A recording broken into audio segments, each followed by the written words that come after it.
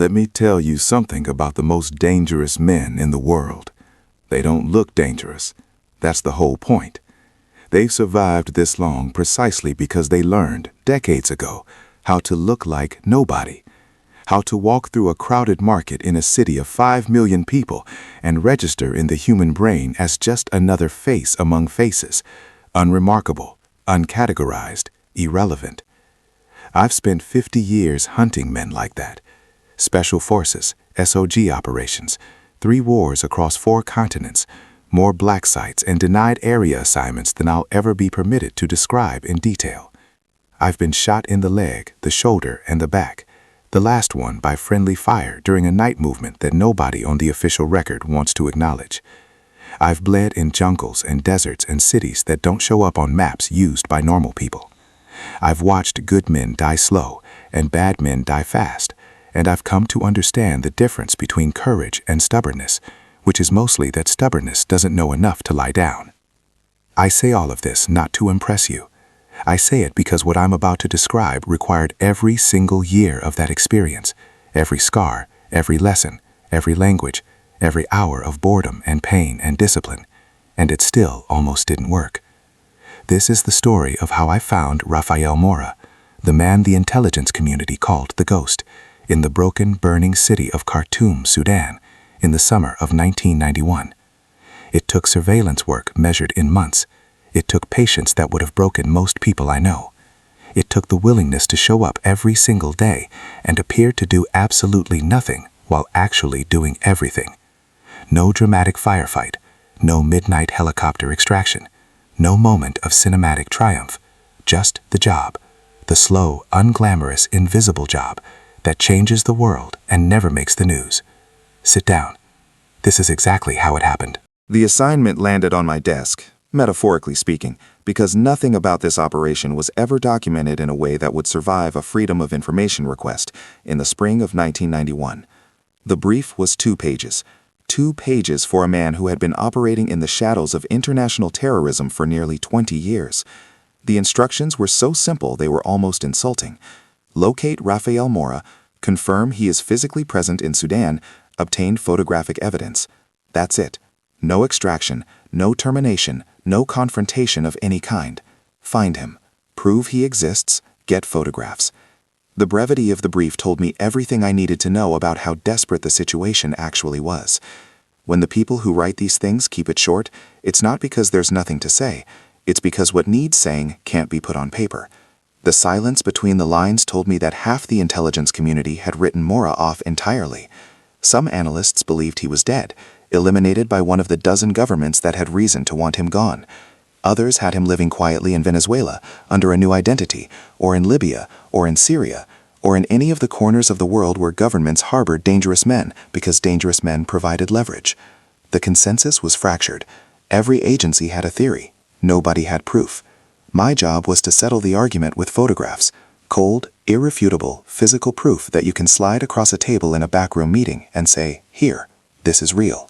Argue with this." Rafael Mora, the Ghost. Born somewhere in South America, the exact country shifts depending on which intelligence file you believe, to a middle-class family with no particular history of radical politics. He found his ideology in Europe, Paris specifically, in the late 1960s, when every university in the Western world was producing young men who had decided that burning things down was a form of philosophy. He was smart enough to get recruited, smart enough to get trained, by people who understood operational discipline in ways that most Western intelligence services underestimated until bodies started showing up. He went to work. Bombings in Paris, Vienna, Munich, kidnappings across 3 continents, the hostage crisis at an international energy conference where he walked into a building with a small team, took 63 government ministers prisoner, killed 3 people, and negotiated his exit like a man who'd done it before and expected to do it again. He worked for hire, officially ideological, practically transactional. The Soviets trained him, the Cubans protected him, the Syrians gave him safe passage, the Libyans funded him. He claimed revolution. What he practiced was organized violence for whoever was paying that month. The official count of deaths attributable directly to him is over 200. Intelligence agencies that track these things privately estimate closer to 800 when you count operations he planned, financed, or advised. The truth is somewhere in the space between those numbers, in the chaos of blood and denial and competing propaganda where terrorism actually lives. He understood something that most terrorists never figure out. Mythology is a force multiplier. The name, the Ghost, the reputation for unreachable invincibility, the carefully cultivated image of a man so clever that governments couldn't find him, all of it made him more powerful than his actual operational capacity justified. People were afraid of a ghost, and fear makes people stupid and governments slow. That mythology was also his fundamental weakness. He needed to be seen to feel real. He needed to know the world remembered him, and that need left traces. Sudan in 1991 was not a pleasant place to conduct surveillance operations. I want to be precise about the physical reality of working in Khartoum that summer, because it matters to understanding what the job actually demanded. The temperature reached 118 degrees during daylight hours. Not warm, not uncomfortable. 118 degrees Fahrenheit, which is the temperature at which your body stops cooling itself efficiently and starts making critical errors you don't notice until they've already cost you something important. The humidity sat around 20%, which sounds like relief until you understand that 20% humidity in that heat means your sweat evaporates before it can cool your skin, which means your body temperature climbs and your water depletes simultaneously. At night, it dropped to the mid-80s, which felt Arctic by comparison, but didn't actually help much because by evening you were already carrying the accumulated thermal debt of 12 hours in a furnace. The sun in Khartoum doesn't move across the sky the way it does in more temperate climates. It sits directly overhead and comes straight down, vertical, like a weight, like something with intention. You lose weight fast. You get sick. Parasites, infections, bacterial problems from the water, even when you're careful. Things that don't have names in American medical textbooks, but that your body recognizes immediately as hostile. You push through it because the mission is the mission, and personal comfort is a category that doesn't appear anywhere in the operational briefing. I've worked in jungles in monsoon season, and deserts in winter, and mountains at altitude. Khartoum in summer 1991 was harder than any of them because the difficulty was relentless and invisible and cumulative. Every day you woke up already behind. Every day you started your surveillance work carrying yesterday's heat in your body like a debt you couldn't quite pay off. My cover identity was deliberately embarrassing, and I want you to understand why embarrassing was exactly the right choice. The cardinal rule of deep cover in a surveillance operation is this: you need people to see you, process you, and immediately forget you. Too invisible and you're suspicious. Everyone in a neighborhood knows who belongs there, and a stranger who tries to be unseen reads as someone trying to be unseen, which is itself a red flag. Too flashy and you're memorable for the wrong reasons, a target for curiosity or shakedowns, or the kind of official attention that gets an operation burned. What you want is the middle space, visible enough to be categorized, boring enough to be filed away as not a threat and not a mystery. The category I chose was crazy American who doesn't understand heat. Every single day, same time, I ran 10 miles through the streets of Khartoum in full afternoon sun, when every sensible person in the city was inside with whatever passed for air conditioning, or sitting motionless in the shade, or simply not moving because not moving was the rational response to the temperature. I ran in technical gear, clearly purchased from an American sporting goods store. I sweated visibly and dramatically. I looked like a man who had been told about Khartoum's heat from a distance and decided it probably wasn't that bad. I looked, in short, like an idiot. And within 2 weeks, I was a neighborhood joke. The crazy American, the running man. People would see me coming and laugh. They'd tell each other, there goes that American who's going to kill himself. They'd shake their heads with the particular combination of pity and contempt that the genuinely foolish inspire in people who know better. And the moment you become a punchline, something crucial happens. People stop seeing you as a threat. You're categorized, filed away, dismissed. You're the running joke, literally. And jokes don't surveil terrorists. I was invisible precisely because everyone could see me. My partner on this operation was a man I'll call Garrett.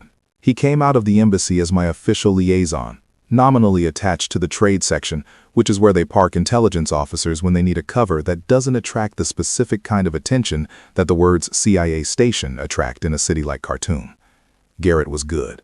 He was the kind of good that doesn't announce itself, which is the only kind that matters in field work. He didn't complain about the heat. He didn't ask questions that weren't his to ask. He understood instinctively the difference between the information he needed to do his job and the information that was just curiosity, and he had the discipline to stay on the right side of that line. We worked the markets together. Two Americans, lost and slightly confused, haggling over vegetables with the particular energetic incompetence of men who'd read about Sudanese market culture in a briefing document and were now attempting to apply that reading to actual human interaction. We argued about prices we didn't care about. We asked vendors questions we already knew the answers to. We got directions to places we already been. We were, in short, exactly what we appeared to be. A pair of well-meaning Americans who'd wandered slightly out of their depth and were making the best of it with enthusiasm that exceeded their competence. That's a nearly perfect cover in any city in the developing world because it triggers a specific response in the people who observe it, a combination of mild contempt and mild sympathy that causes them to help you, categorize you as harmless, and move on. The moment someone decides you're too stupid to be dangerous, you've won. You've got access, and you've got it for free, and nobody's going to look at you twice while you're using it. The first time I saw Rafael Mora in the flesh, I almost missed him. We were moving through a souk near the central market, mid-morning, not yet peak heat, the stalls busy with the compressed commerce of a city doing its necessary business before the afternoon made movement impossible. He was dressed in a white jalabia, the loose robe that was standard civilian dress for most of the men in that part of Khartoum. Sandals, no jewelry, no watch that I could see. Moving at a pace that said he belonged there. Unhurried, comfortable. A man at home in a city that had decided to protect him. The disguise was good, I'll give him that. 20 years of operational experience had taught him how to inhabit a space, how to calibrate his presence so that it didn't register as out of place. The jalabia helped. It's a garment that creates a particular visual anonymity for anyone built roughly right, which Mora was. He was thinner than the file suggested, older looking, the kind of erosion that sustained stress puts on a face regardless of how well you eat or sleep. But none of that was what caught my attention. What caught my attention was his eyes. In 50 years of hunting men who didn't want to be found, I have never met one whose eyes gave nothing away. Everyone's eyes move in patterns that telegraph their relationship to their environment. Civilians scan randomly, without purpose, their attention pulled by color and movement and novelty. People who are afraid scan in tight arcs, focused on exits and faces. People who belong somewhere scan slowly, proprietarily, checking their territory the way a homeowner checks a familiar yard. Mora's eyes moved like a man doing a professional threat assessment, smooth, systematic, covering sectors, never lingering, never drawn by the random distractions that catch civilian attention. I was 20 feet away and parallel to his line of movement, and I watched his eyes cross my position twice without stopping, which told me his counter-surveillance instincts were still sharp, but I'd seen him first, and that was enough. I moved up next to Garrett, who was examining a display of dried spices with the focused attention of a man whose cover story required him to care about dried spices. I kept my voice below the ambient noise of the market. Gray jalabia, 10 o'clock, moving toward the far stalls. Garrett didn't look up from the spices. I see him. A pause. That's just some old guy buying fruit. That's Mora, I said. He finally looked, briefly, the way you look at something you're not looking at. I watched him process it. I watched him want to disagree. You're sure? You spend 30 years hunting men, I said. You know the wolf when you see it. We bought our spices and walked away in the opposite direction at a pace that communicated nothing at all. Here is what real surveillance looks like, because I'm tired of people getting this wrong. It doesn't look like the movies. It doesn't look like a van parked across the street with tinted windows and a man inside with a telephoto lens and a thermos of coffee. That works for maybe 40 minutes before someone notices a parked van that's been there too long and decides to be curious about it. Real surveillance looks like buying onions. It looks like sitting at a cafe with a book you've been reading for 6 weeks. It looks like two Americans arguing about which vendor has the best tomatoes, while one of them is logging the time, the clothing, the direction of travel, and the number of people walking within arm's reach of a specific target. It is the least cinematic thing you will ever see in your life, and it requires a quality that most people who want to do this work don't actually possess. The genuine, absolute, bone-deep willingness to be bored out of your mind for weeks at a stretch without letting the boredom make you sloppy. Boredom is the enemy of surveillance, not the target, not the opposition intelligence services, not the heat or the bad food or the parasites in the water. Boredom, because boredom makes you cut corners. It makes you decide that you probably don't need to log this particular sighting because it looks like all the other sightings. It makes you come in 20 minutes late because what's the difference? He always shows up at the same time anyway. And the one day you cut the corner is statistically likely to be the day something breaks, the day the pattern changes, the day a new face appears that you needed to document and didn't. So you don't cut corners. You show up at the same time every day, and you do the same boring work, and you log everything with the same precision you'd use if someone's life depended on it. Because someone's life always depends on it. Sometimes it's yours. The pattern on Mora emerged over the first 3 weeks of surveillance. He moved to the central market approximately every third day, not on a fixed schedule, which told me he had enough operational discipline to avoid creating a predictable routine, but consistently enough that we could count on seeing him with reasonable regularity. He'd arrive in the morning if the temperature that day suggested the afternoon would be genuinely dangerous, or in the evening during the slightly cooler hours if the morning had other demands. He'd spend 45 minutes to an hour, never significantly more, never significantly less, working through the stalls, buying produce, stopping occasionally to exchange brief words with vendors he'd apparently established relationships with over months of patronage. Then he'd sit at a specific Lebanese-owned cafe near the market's eastern edge, order strong tea, and read. European newspapers, mostly French, smuggled in through channels I noted for separate documentation. He'd sit with those papers for exactly the length of time his tea lasted, which told me either he was genuinely comfortable enough to relax in a public space, or he was performing comfort as a way of normalizing his presence, possibly both. After the papers, he'd move, different directions on different days, another nod to operational discipline, and disappear back into whichever part of the city housed him. We hadn't located his residence yet. That came later. What we had was a pattern, and a pattern is the beginning of everything in intelligence work. A pattern tells you when to be where. A pattern tells you what's normal so you can recognize when something isn't. A pattern is the foundation on which you build everything else, and you build it one boring, repetitive, identical day at a time. The photograph problem was significant, and I want to spend some time on it because it illustrates something important about how real intelligence work operates versus how people imagine it operates. The deliverable for this operation was photographic proof, not just confirmation that Mora was in Khartoum, but images clear enough from multiple angles in sufficient detail to be placed in front of a room full of analysts and senior officials and have the conversation end. The challenge was that Mora's counter-surveillance instincts were good enough that pointing a camera in his direction from any obvious position would be noticed, and being noticed would burn the operation and possibly get both Garrett and me expelled from the country in the most optimistic scenario. So we approached it the way you approach any technical problem in a denied environment, indirectly, through layers of cover, with enough redundancy that if one approach failed, we had 2 others that hadn't been compromised. The first approach was the cafe. Garrett identified a tea house with a sight line to the market's main pedestrian corridor, not directly opposite Mora's usual route, which would have been too obvious, but offset at an angle that provided coverage without appearing to provide coverage. He started sitting there every morning. Same table, same order, same book. He read that book for 4 weeks, turned pages at intervals calibrated to make the reading look real. From his position, he could see the market entrance and log movement without ever needing to hold a camera. When Mora was approaching, Garrett would cough, twice, the signal we'd agreed on, and I'd be somewhere in the surrounding area with a camera concealed under a market bag, moving parallel to Mora's line of travel at a distance and angle that put me in his peripheral vision as just another moving body in a crowded space. I never pointed the camera directly at him. I held it at hip level, aimed slightly away, and used the angle of approach to get the shots I needed. The human brain, under normal circumstances, doesn't register a camera that isn't pointed at it. We're wired to notice eyes, and a camera at hip level with the lens facing away reads as a bag, not a threat. I got good shots this way. Profile, 3/4, partial frontal. Not enough. Not yet. The second approach was the distraction. This one required a bit of coordination and a willingness to use the oldest technique in the surveillance playbook, which is give people something more interesting to look at than you.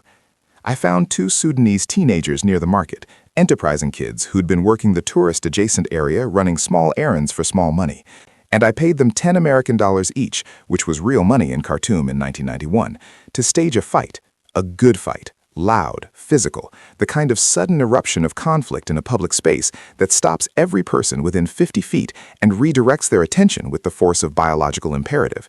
We're wired to look at conflict. It doesn't matter who you are or what you're doing. If a fight breaks out 10 feet away, your eyes go there. It's not a choice. It's a survival reflex so deeply embedded in human neurology that you can't override it by deciding to override it. The kids were good. They committed to it, shouting, shoving, attracting the crowd that a real fight attracts. And Mora, moving through the market that morning at his usual measured pace, stopped, turned, watched, like everyone else, like anyone would. And in the 12 seconds he stood there watching two teenagers perform a dispute about something that hadn't happened, I was 3 feet away with a camera under my jacket, getting the frontal shots I'd needed for 3 weeks. He never looked at me. His eyes were on the fight, doing the same threat assessment that everyone does when violence appears in a public space. Is this contained? Is this going to spread? Is this my problem or not my problem? When he concluded it wasn't his problem, he turned and walked on, unhurried, the same easy pace. He had no idea. We did that twice. Different days, different locations, different kids. By the end of the first month, I had 30 rolls of film. Real film, not digital. The kind that develops in a dark room and sits in a physical archive where it can't be quietly edited or deleted by people who later decide the record should say something different. I had his face from 8 distinct angles. I had his walk, his posture, the way he positioned his hands when he stopped moving, the slight outward angle that trained men use, unconsciously, to keep their options open. I had everything. Week 6 brought the first real complication. Mora came out of a building near the market, 4 stories, older construction, architecture that suggested Lebanese ownership based on the decorative elements around the windows, with a bodyguard. This was new. We'd seen him move alone through the market consistently for 6 weeks, which had suggested either extreme confidence in his security situation or a deliberate choice to minimize his profile. The bodyguard changed that calculus entirely. He was large, with a scarred face, and the particular upright bearing of a man with military training who'd spent years standing near important people. He stayed half a step behind and to Mora's left, which is the standard protective position, and his eyes moved differently from Mora's, wider arc, more aggressive, less analytical, the scan of someone looking for immediate threats rather than someone assessing a strategic situation. This was almost certainly Sudanese government protection. Khartoum's intelligence services had a specific interest in keeping Mora alive and in country, a point I'll come back to, and assigning a government security officer to him would have been consistent with that interest. The presence of official protection changed the operational picture in 2 significant ways. First, it meant Mora had received some kind of threat assessment update. Something or someone had made his handlers nervous enough to increase his visible security posture. Second, it meant there was now a government official with a direct connection to Mora's daily movements, which was both a complication and an opportunity. I logged everything. Physical description, clothing, the registration number of the car that had pulled up to collect them, the direction they drove. Garrett logged the same details separately. Separate notebooks because, as I said then and will say again, notebooks don't lie the way institutions do. Agencies rewrite history. They'll give you 3 different versions of the same event depending on what serves them today. But if you've got your own handwritten documentation sitting in a secured location, they can't move the goalposts far enough to lose you. That discipline, document everything, separately, immediately, in your own hand, has protected me more than once from bureaucracies that decided the version of events I witnessed wasn't the version they wanted on record. The intelligence we'd been accumulating for 6 weeks went up the chain in early 1994, when the French DST, their internal intelligence service, received what I'll describe as a carefully curated package of photographs, movement patterns, network analysis, and operational assessments. The reaction, from a distance, was exactly what you'd expect from a bureaucracy that has just been handed proof of something it simultaneously wanted and wasn't sure how to use. There was excitement, there was internal positioning, there was the particular kind of institutional paralysis that sets in when an operation becomes politically significant enough that everyone wants credit for the outcome and nobody wants responsibility for the decision-making that leads to it. The French wanted more intelligence, deeper network analysis, security assessment, complete daily schedule, communications intercepts if possible. The CIA wanted the French to take the operational risk while retaining its own ability to claim or deny involvement depending on how things went. The Sudanese government, which had been sheltering Mora for years as a strategic asset, his presence in Khartoum gave the government leverage with every Western country that wanted him, and leverage was the currency that kept a small, poor, internationally isolated country relevant in diplomatic conversations it had no other reason to be part of, was now receiving serious diplomatic and financial pressure to reconsider the arrangement. That's how geopolitics works at this level. Nobody openly admits what they're doing. The French don't admit they're offering trade concessions to a Sudanese government they're simultaneously pressuring. The Sudanese don't admit they've been sheltering an internationally wanted terrorist for years. The Americans don't admit they've had a surveillance operation running in the city for the better part of a year. everyone operates in the polite fiction of diplomatic language, while the real negotiation happens in the spaces between the official statements, in the back channels and the financial arrangements and the quiet understandings between intelligence officers who all know what the situation actually is and are too professional to say it out loud. Surveillance continued through the 2nd, 3rd, and 4th months. We'd established a secondary observation post in an abandoned hospital directly across from the building we'd identified as Mora's primary residence, a 4-story apartment building in a neighborhood that catered to the kind of international presence that Khartoum's government cultivated for prestige purposes. The hospital had been partially operational until a year earlier, and its empty wards gave us elevated sightlines, cover from observation, and enough structural complexity to rotate positions without creating a predictable pattern of our own. We worked 8-hour shifts, one of us always on, logging every entry and exit from the building, every visitor, every vehicle, every change in the security details composition. The detail varied, sometimes 2 men, sometimes 4, occasionally nobody visible at all, which suggested either a deliberate decision to reduce Mora's profile on certain days or resource constraints within whatever government structure was providing his protection. We used parabolic microphones borrowed through agency channels to capture fragments of conversations from the building's exterior. The audio quality wasn't good enough for complete transcription, but it was sufficient for language identification and tone assessment. What we got confirmed French as Mora's primary operational language when he was comfortable, Arabic when he was performing his Khartoum identity, and occasionally Spanish in what sounded like private conversations that carried the particular emotional register of someone speaking their first language after months of operating in others. He had a woman in the apartment, sometimes the same woman for consecutive days, sometimes different women. Some were almost certainly couriers, the kind of brief business-like visits that end with something small passing between hands that you can see but not identify at distance. Others had the rhythm of personal relationships. One woman appeared 3 times over 2 months wearing a distinctive blue garment. We logged her each time with physical description and behavioral notes. A man in military uniform visited twice, tall, scarred face, the bearing of senior rank. And on the second visit, Mora passed him something in a folded newspaper. That exchange got documented with the attention it deserved. Time, location, physical descriptions, photograph. Whoever that man was, he was a direct link between Mora and the Sudanese intelligence apparatus, which meant Mora's protection wasn't just informal hospitality, it was official, it was deliberate, and it was about to become negotiable. By the 5th month, the operation had accumulated enough intelligence product to support a serious planning conversation.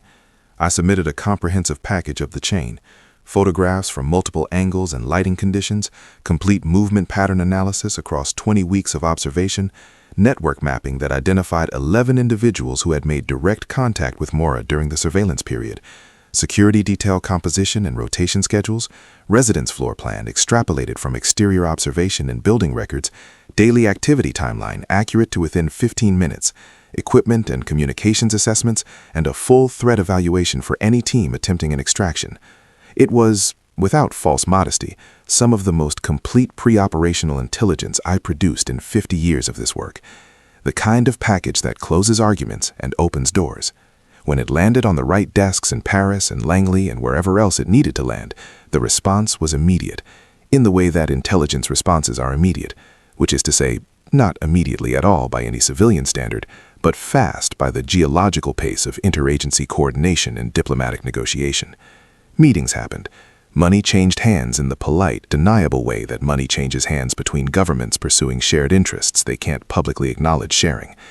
The French made offers to the Sudanese that were framed as economic partnership opportunities and understood by everyone involved as the price of cooperation.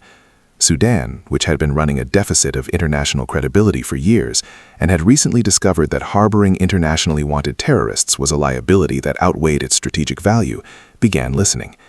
That's the thing about geopolitics that idealists never fully absorb. Governments don't make moral calculations, they make cost-benefit calculations. Mora had been useful to the Sudanese government for years.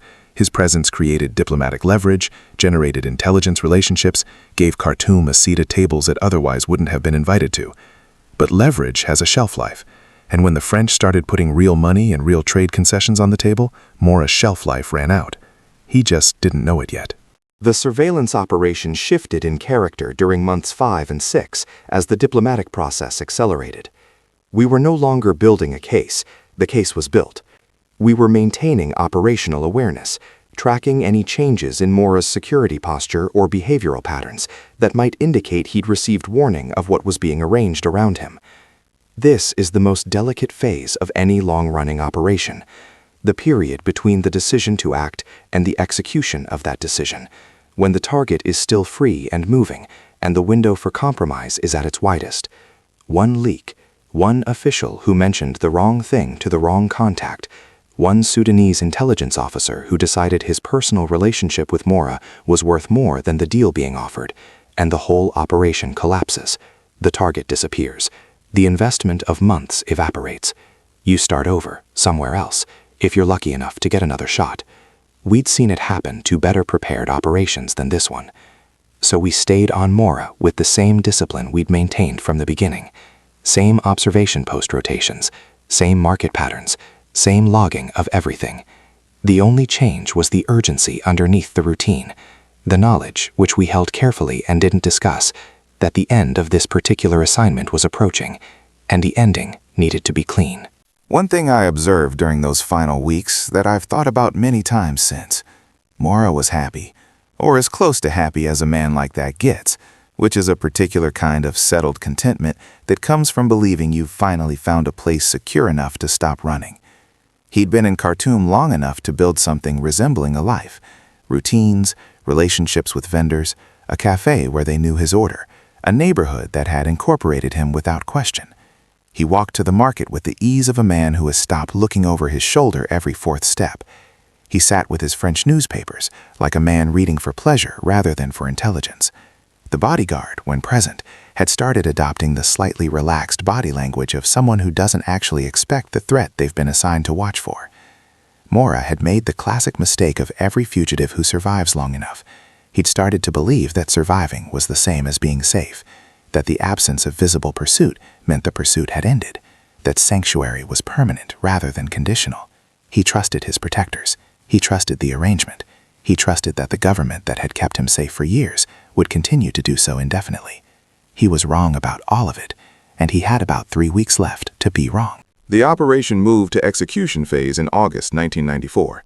I was called to a briefing on the 12th, location I won't specify, personnel I won't name, and told that the diplomatic arrangements with the Sudanese government had been finalized, that a French DST extraction team was in country and positioned, that the operation would execute on the 14th, and that my role from this point forward was to maintain surveillance continuity through the day of the operation and confirm Mora's location and status at 0-2 hours.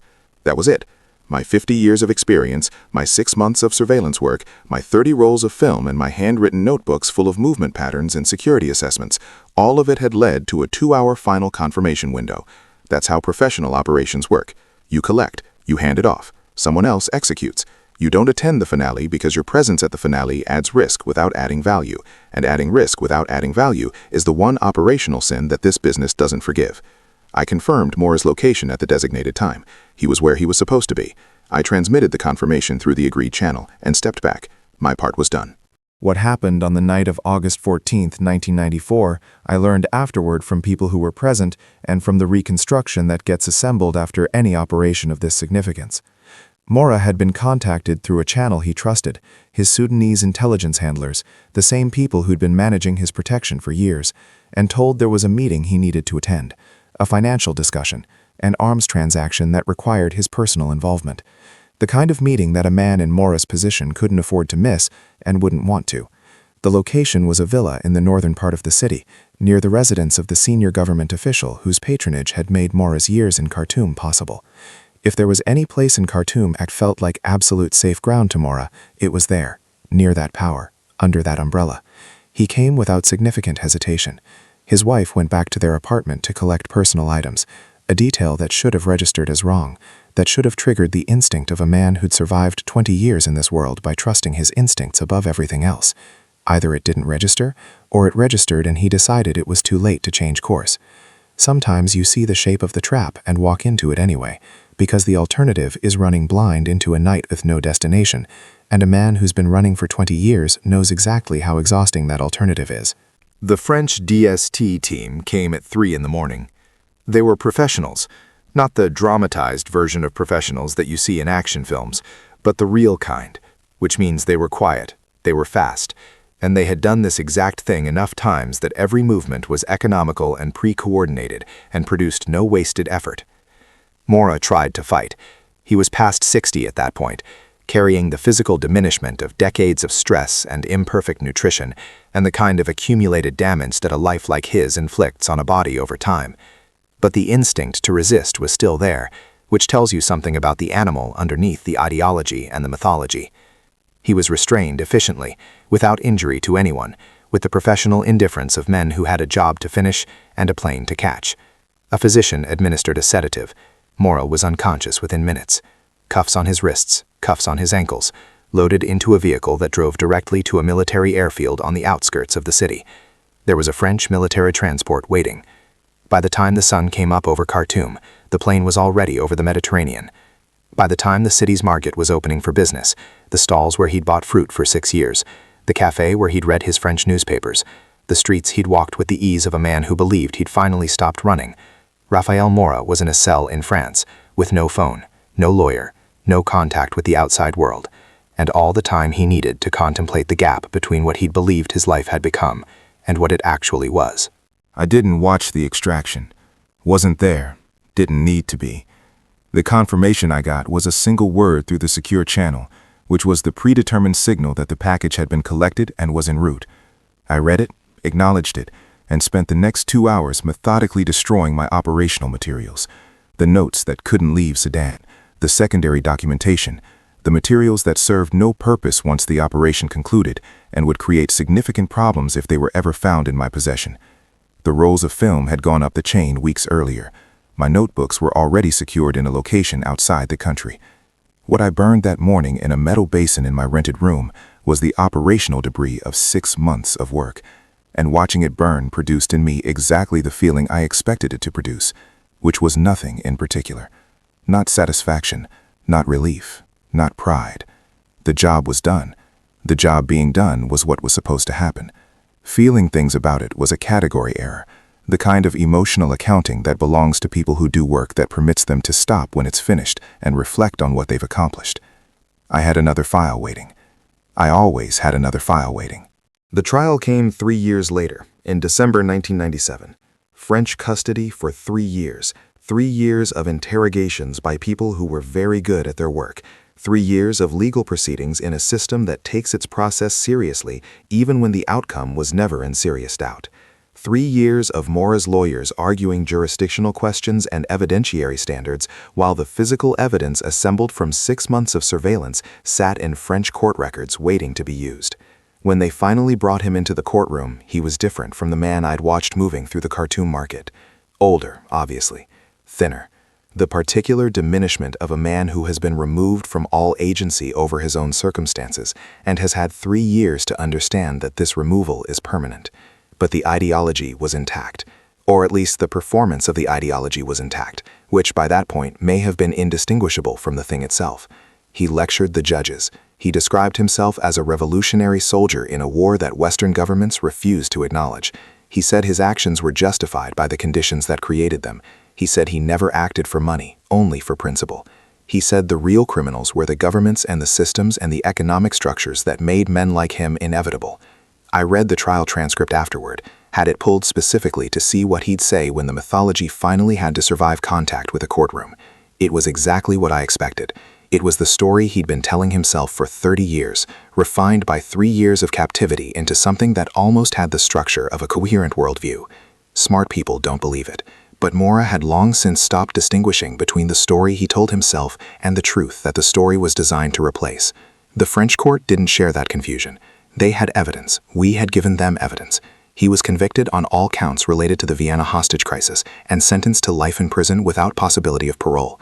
Then tried again on separate charges, a 1974 bombing in Paris, 2 dead, dozens wounded, convicted, life sentence. Then again on a 1982 car bombing, 1 dead, 63 wounded, convicted, life sentence.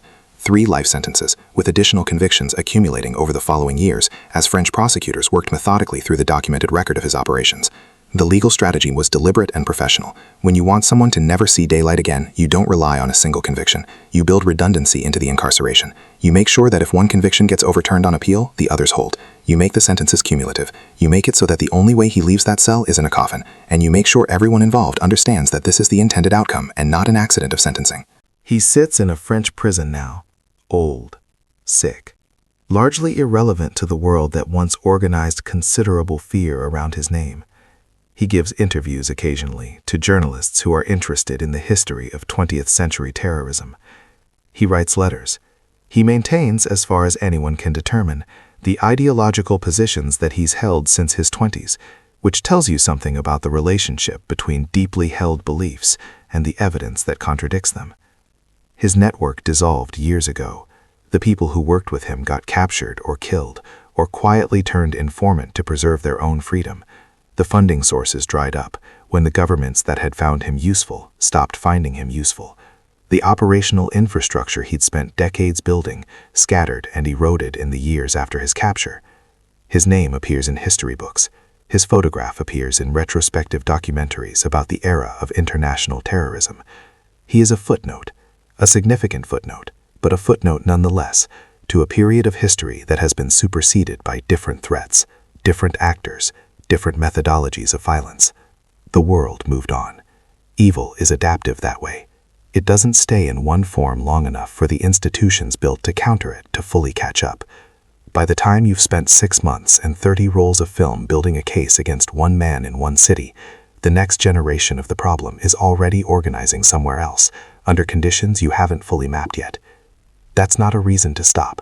It's the reason you can't stop. People have asked me over the years, in debriefings and interviews, and the occasional conversation with someone who knew enough to ask the right questions, whether capturing Mora felt like a victory, whether there was a moment of satisfaction, a sense of completion, some emotional payoff proportional to the investment. The honest answer is no. And I don't mean that in a way that's meant to sound stoic or impressive. I mean it in the practical, operational sense that the moment an operation closes, the next one opens, and the emotional energy required to feel things about completed work is energy unavailable for the work that's already in progress. I got a handshake from someone who understood what had been done. One handshake. That's the appropriate amount of ceremony for this kind of work. More than that would be a distortion of what the work actually is. The work is the work. The doing of it is the point. The outcome, Mora in a cell, the network disrupted, the operations that didn't happen because he wasn't free to plan them, is what justifies the months of heat and boredom and bad water, and the particular loneliness of doing important work that can never be acknowledged. But the justification isn't the reward. The work itself is the reward, if you're built for it. Most people aren't. Most people want recognition.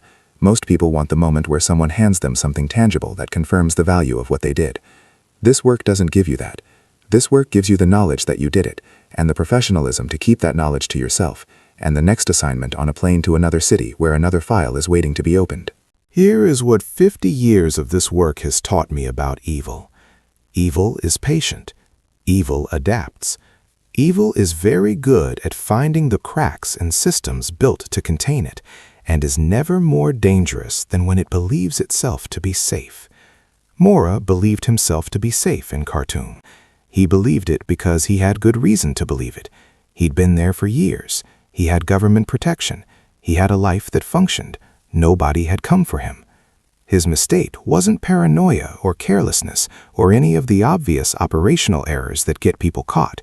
His mistake was a failure of imagination. He couldn't conceive of a surveillance operation that looked like two idiots buying vegetables in a hot market for 6 months. He was looking for the threat he knew how to recognize, and we were the threat he didn't know to look for. That's how you beat smart, experienced, operationally disciplined adversaries. You don't try to be smarter or faster or better armed. You be the thing they're not looking for.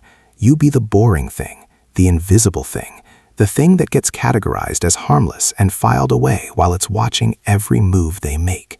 You be the crazy American jogging in 115-degree heat, and you let them laugh, and you use the space that their laughter creates. And you come back every day with your notebooks and your cameras and your onions you're not going to eat until the pattern is built and the case is complete, and the people whose job it is to act have everything they need to act. The lesson from this operation, the lesson I'd give to anyone who wants to understand how intelligence work actually functions versus how it's depicted, is about the relationship between patience and outcome. We didn't capture Mora because we were braver or smarter or better equipped than the dozens of other efforts that had tried and failed over the previous 2 decades. We captured him because we were willing to be boring longer than he was willing to be careful. That's it. That's the whole lesson. He got comfortable. He got predictable. He let his guard down by degrees over months and years, until the life he'd built in Khartoum felt permanent enough that he stopped treating it as the precarious construction it actually was. And we were there for every day of that process, logging every degree of relaxation, building a picture so complete that when the moment came to act, there was nothing left to learn. You don't win against evil by charging at it. You win by being more patient than it is, by being more disciplined, by being willing to sit in a hospital basement in 8-hour shifts watching a door while everyone else is living their normal lives. The people who do that work are never going to be on the news. Their names aren't going on memorials. The government that sent them won't acknowledge publicly that they were ever there. They go home, or they go to the next assignment, and they carry what they know in the private part of themselves where that kind of knowledge lives. That's the deal. You know it going in. You take it anyway, because the alternative, evil operating without the people who understand it best working against it, is not acceptable. It has never been acceptable. It won't become acceptable no matter how long you sit with the discomfort of the work. I have operated in Korea, Vietnam, Laos, Cambodia, Nicaragua, Panama, Colombia, Afghanistan, Sudan, and in places that aren't on that list because they're not places I'm permitted to describe. Different wars, different enemies, different languages and climates and political contexts. The same principles, repeated across 50 years and 6 continents, refined by success and by failure, and by the specific education that comes from watching both up close. Stay low, move smart, document everything. Trust your instincts, but verify them with evidence. Volunteer for the work nobody else wants, because the work nobody else wants is the work that actually matters, the work where the need is real, and the risk is real, and the outcome depends on someone being willing to show up and do it properly. Learn the languages. Maintain the physical capability, even when your body makes that harder than it used to be. Study your adversaries, not to admire them, but to understand them, because you cannot anticipate what you don't understand. And when they ask who wants the file that nobody else has been able to close, your hand goes up, every time, without hesitation. Not because you're fearless, not because you're certain it'll work, because it needs doing, and you're one of the people who knows how to do it.